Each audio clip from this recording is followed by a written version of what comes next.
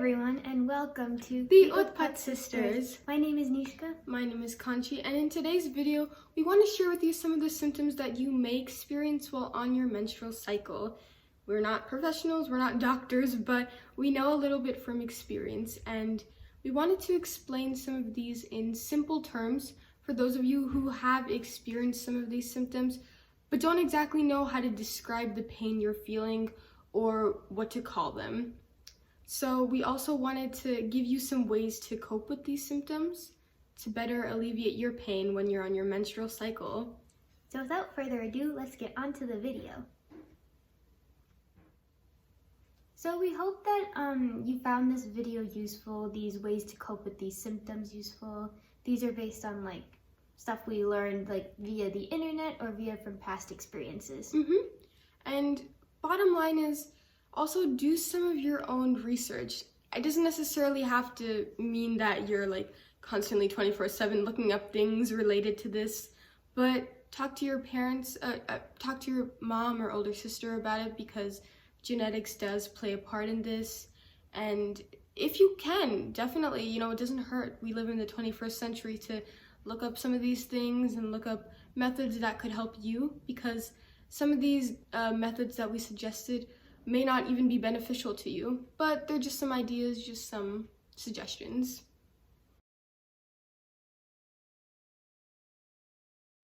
So the first symptom we're going to talk about is sluggishness and lethargy.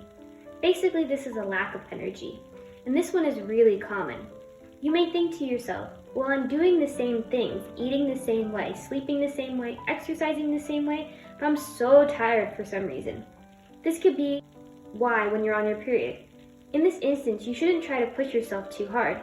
If you need to take a nap or just sit down more often, then do that. You should modify your activities accordingly so you don't end up overworking yourself.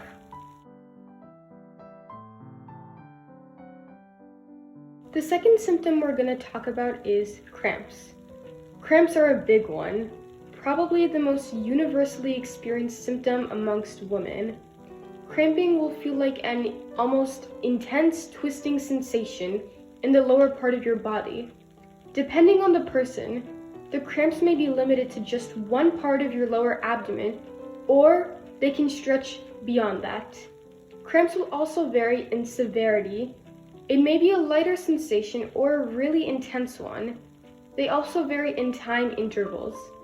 A person may experience cramping a day or two right before the period or on the first few days of it, but typically they should end before the last few days of your menstrual cycle. The best way to alleviate the pain is to look into taking some painkillers like Midol, Tylenol, or ibuprofen. Also, if you're the type of person who is expecting the cramps, find ways to schedule your social life around that, because there's nothing worse than feeling miserable and knowing you have to socialize on top of that. So don't force yourself to go to social gatherings or get-togethers if you really don't feel up to it. It's okay to take the time at home to stay in bed, get a heat warmer, or anything else to make you feel comfortable, and just rest. You know what you need most.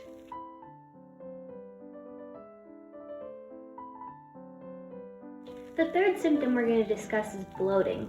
Bloating can make you feel like there's no room left in your stomach. Sometimes after a huge meal you'll feel bloated and it makes your stomach feel tight and airy. In this case, it's a little difficult to prevent the bloating, but if there are any foods that make you bloated in general, it's probably best to stay away from those. Beans and sodas, for example, tend to cause bloating for a lot of people.